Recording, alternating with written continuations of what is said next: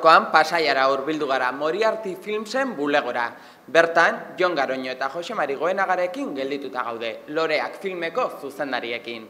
Film hau aurtengo zinemaldiko sail ofizialean izango dugu ikusgai, baina ez dugu honen inguruan gehiegi ezagutzen. Horregatik goazen beraiengana ea zerbait aurreratzen diguten.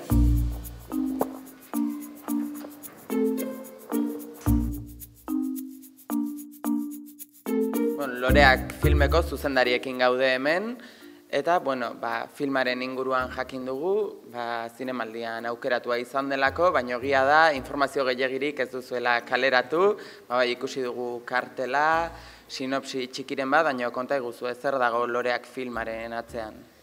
Zuk esan dezun bezala, ez dugu oraindikan gehiegi argitaratu, beste arrazoien artean, Loreak filma azkenean bai da, filme bat baditula, badauka bere misterio txikia, baditu giro asko, eta orduan, askotan ez dakigu ze puntutaino historia kontatu edo ez, noiz arte sartu eta noiz gelditu, kontatzen. Orduan, azkenean erabaki dugu, normalean esaten duguna dala historio bat, izenburuak berak esaten duen bezala, Loreen inguruan hitz egiten duen filma dela, eta batez ere nola Loreen misteriotsu baten agerpenak hiru pertsonaia emakumezkoen artean edo efektu desberdina dakan, eta pixka bat horren inguruan, Loreen misteriotsu batzuen agerpena dago, hiru emakume agertzen dira historian protagonista bezala, eta haien sentimenduak edo Lore horien agerpenak edo beraien sentimenduetan edo eragina izango du, eta horren inguruko historio bada. Baina proiektu hau beste izen batekin hasi zen, hasiera batean Loreak errepidean, izenarekin hasi zen, errepidea bidetik galdu duzu eta orain Loreak deitzen da. Zein izan da aldaketa horren arrazoia edo? Arrazoi desberdina daude. Hasieran Loreak errepidean zan titulua, Jose Marik izan zuen ideia, jatorrian behintzat izan zen errepidean zauden lore batzuk, eta orduan normalan titulo jartzen da provisionalki, eta askotan provisionalki geratzen den titulo hori betirako geratzen da. Kasu honetan ez. Zergatik, errepidean dauden lore horiez gain oso garrantzitsuak diren loreak daudelako pelikulan. Eta batzuk daude errepidean, eta beste batzuk daude kalean, eta beste batzuk daude etxean, eta beste batzuk daude beste leku batzutan. Eta orduan, iruditzen zaigun, errepidean zauden lore horiek bakarrik aipatzen genituen, nolabait mugatuak gelditzen zala, ezta? Eta Donostiko zinemaldian, euskeraz, ekoitzitako eta grabatutako lehenengo filmaz izango zarete. Ez dakit honek zer sentiarazi zuen, harrotasuna edo baduen ardura puntu bat zuengan. Ni neuk. Ez, egia esan, izugarrizko poza, ezta? Guretzako, beti esaten dugu, baina profesionalki oso garrantzitsua dela, azken finean zinemaldian sekzio desberdina daude eta sekzio bakoitzak bere oihartzuna du eta oihartzun handiena duena da sail ofiziala, eta orduan horre egotea oso importantea da. Izan dezakeen oihartzunagatik pelikulak, baina baita ere jende gehiagoren arreta pizten duelako, ezta? Azkenean ikusleaz gain, telebistako arduradunak, banatzaileak, exhibidoreak, agenteak, jende asko joaten da zinemaldi batera, eta gehien interesatzen zaiena edo sail ofiziala da. Garantizatzen dizu nolabait jende horrek ikusiko dula. Baina horrez gain oso garrantzitsua da, baita ere, arlo personalean gu bertakoak izan da, guretzako, ez dakit, amets bat, baina behintzat antzeko zerbait da sail ofizialean gure pelikula aurkeztu ahal izatea. Guretzako kontuan izan, betidanik izan gerala festivalean, festivalarekin nik sensazio daukat ikasietela zinemota bat ikusten, eta ez dakitzen bat urtetik hor gabiltza, ezta. Hasi ginean pelikula batera bestera juten, gero epaimaikide gazte bezala nion du naiz urte askotan, eta gero jarraitu dut, ezta? Eta Jose Marire badauka baita ere bere historia personala, zinematiarekin nahiko kuriosa dena, Jose Mari. Esate duz, ni baita ere lanian egon naiz festivalean azafatu ezela, baina noain dela ja, amabost urte edo, ez 14 urte edo. Osea, que baita ere, egon gea bai ikusle bezala, bai epaimaikide bezala, bai langile bezala, eta, bueno, baita ere ongea beste sail batzutan, Lucio dokumentalarekin zabaltegin egon ginean, 80 egunean filmarekin Zinemiran, eta ben sail ofizialean, orduan, bueno. Eta metodoak ere bai Zinemiran, osea, que bai. Eta aurten gainea, sail ofizialean pelikula izateaz gain, guk ekoiztutako azkeneko film laburra, Zarautzen erosi zuen film laburra, Aitor Arregik zuzentzen duen film laburra, egongo da Zabaltegi sailean, pelikula batekin batera, pentsatzen dugu, eta baita ere ikusi ahal izango da amaiera ekitaldian Belodromoan, eta horrekin ere oso pozik. Normalean esaten da, zuzendariak bere ukitu pertsonala ematen diola film bati, kasu honetan bizarete, ez dakit erraza izan alda, zuen artean lan egitea, lanak banatzea, ez dakit nola moldatu zarete? Bueno, nik uste ohituta gaudela ja, ez?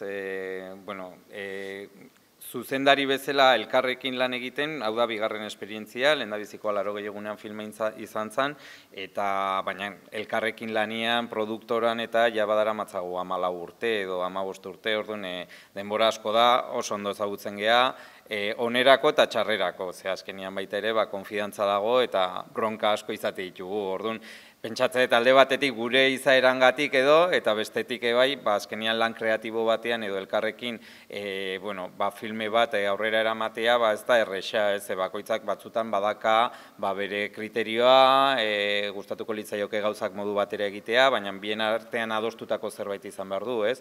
Dena den, niri iruditzen zait, bai, kasu honetan loreaken, 80 eguneanekin konparatuta, iruditzen zait, gu ere jungeala pixka bat baita ere, gure kriterioak edo nolabait bateratzen, ez? Eta askotan oain, agian, ez dugu komentatzen, baina gutxi gora bera, biok bizio nahiko antzekoa daukagu, ez? Ja badakigu gutxi gora bera, bien artean zer atera daitekeen edo, ez? Orduan, alde hortatik, niri iruditzen zait, bai, egia da, azkenean ez dagoela autoretza pertsonala edo pertsona bakar baten autoretza, ez? Baina bien artean edo, kasu honetan baita ere, gero beste Moriartykideak, beste produktorako beste kideek, kreatiboki, bere aportazio egiten dute, eta orduan taldeko autoretza ere existitzen da, ez? Eta kasu honetan nik uste dut hori gutxi, edo hori pentsatu nahi dugu, ez?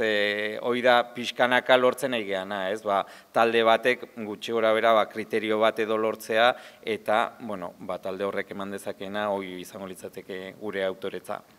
Eta filmaz hitz egiten, aktoreetara bagoaz, 3 emakumezko dituzue protagonista, okerrez banago, eta 3 emakume oso ezagun dira. Egia da, askotan Nagore humorearekin lotzen dugula, Itziarri berehala jendeak buruan ertzainaren trajea jartzen diola, orduan ez dakit, erresa izan alda zuentzako paper hauetatik atera eta beste erregistro batzutara eramatea?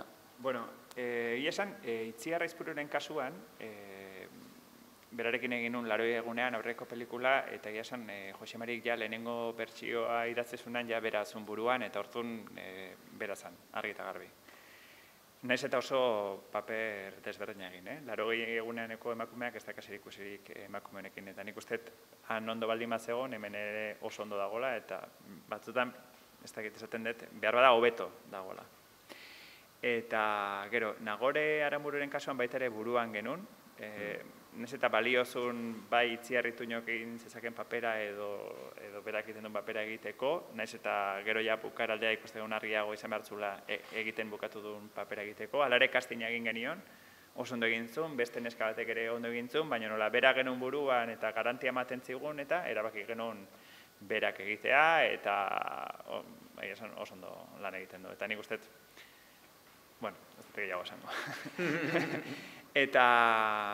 Eta bukatzeko, hirugarrena Itziarrituño, egia da, ertzainaren trajarekin ikustea ohituta gaudela, Goenkalen horrela saltzen delako, baino baitere beste lan asko egin ditu, ezta? Baina, telebistak hori daka, ezta? Azkenan indar asko dauka, eta jendea irudi horrekin gelditzen da.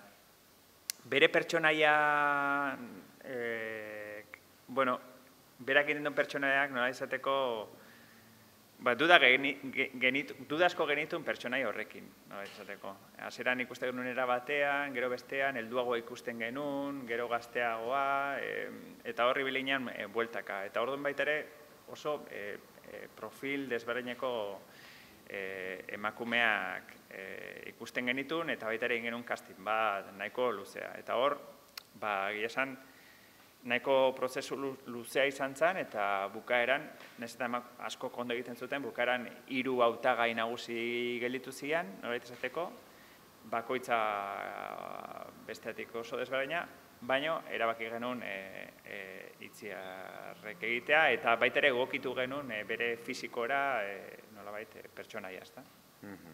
Bai, bueno, bai, ez naiz gehiago luzatuko.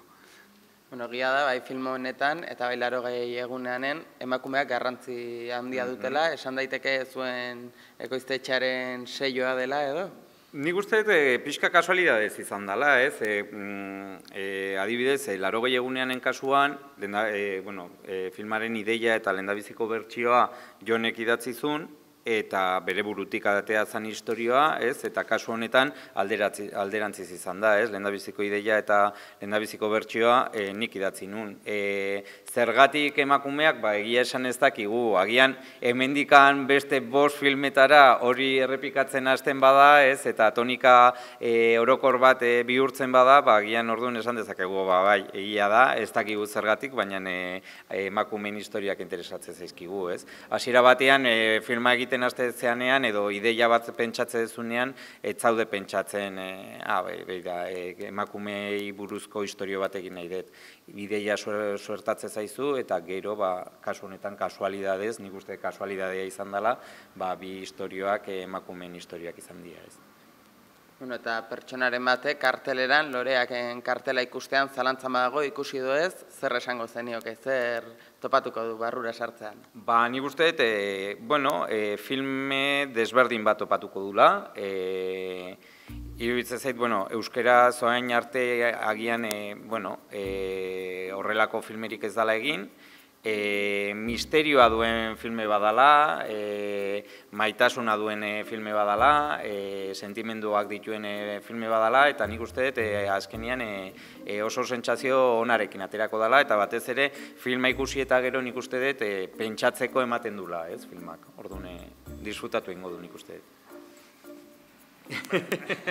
Ez esango, egia esan, hainbeste Lore eta gero, egia esan, gu bintzat saiatu gara pelikula, guri gustatzen zaigun pelikula egiten, eta gu nahi duguna da, jendeari ere gustatzea, eta horretarako egin dugu. Eta, orain ja jendeak esan beharko du, gustatzen zaien edo ez, baina gu bintzat pozik geratu gara emaitzarekin.